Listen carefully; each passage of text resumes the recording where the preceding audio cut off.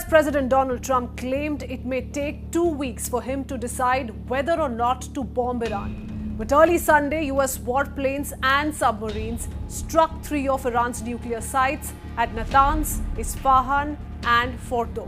A short time ago, the US military carried out massive precision strikes on the 3 key nuclear facilities in the Iranian regime: Fordow, Natanz, and Isfahan. This brings the rest of the world to the question, what happens next?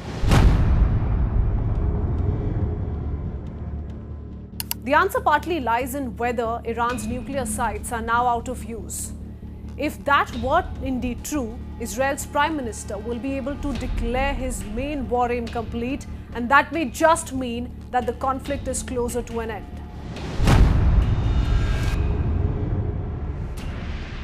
The big but, though, comes with Iran warning US of everlasting consequences of military strikes carried out on its nuclear facilities. So here's what all could still go wrong in the ongoing conflict. Here's how the West Asia conflict could shape up next. Scenario number 1, Iran will continue firing ballistic missiles at Israel. The country has already fired its first retaliatory strikes against Israel after the US attack on 3 Iranian nuclear sites, and more than 80 people have sustained injuries in this attack. In that case, the conflict will be a continued exchange between Iran and Israel, as has been the case the last 10 days. But what's also being anticipated is a tit-for-tat with United States. If Iran wishes, it may launch missile strikes on US bases in the Middle East. The second scenario, though, comes with a little apprehension, given that it's still unclear how long Iran will be able to prosecute this war in terms of its military capabilities. If Israel were to be believed, it has destroyed about a third of Iran's ballistic missile launchers. This could mean a very limited ability for Iran to fight back.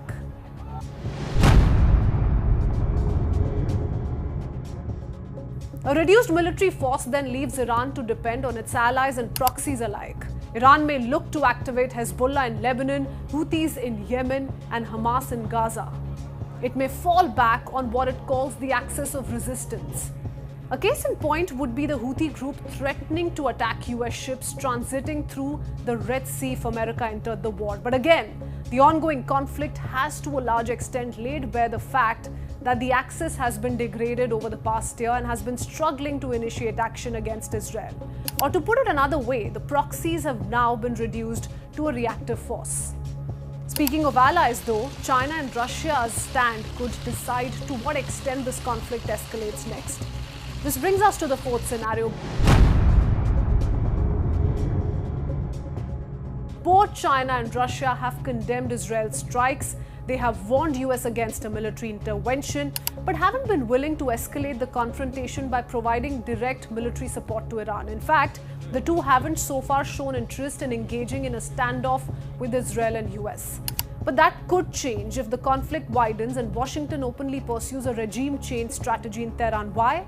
Because both China and Russia have major political and security interests in Iran's stability. In the meanwhile, here's how the US could be impacted. If this turns out to be an isolated event and leads to an end to the conflict, Donald Trump would be applauded by a majority of Americans. But if US bases or infra is attacked going forward and US has to go back with more bombers, there could be an adverse reaction among Americans too. And lastly, overall, the latest stage of the conflict may lead to a global crude supply crisis, as Iran has already threatened to close the Strait of Hormuz, which is the world's most strategic oil transit route. This route is critical not just to Iran but also to OPEC heavyweights like Saudi Arabia, Kuwait, Iraq and UAE, all of whom ship crude via Hormuz. Numerically, roughly 20 to 25% of global oil supplies pass through this narrow waterway that links Persian Gulf to the Arabian Sea. Which way this conflict turns is a bit of wait and watch, with all eyes on stakeholders concerned.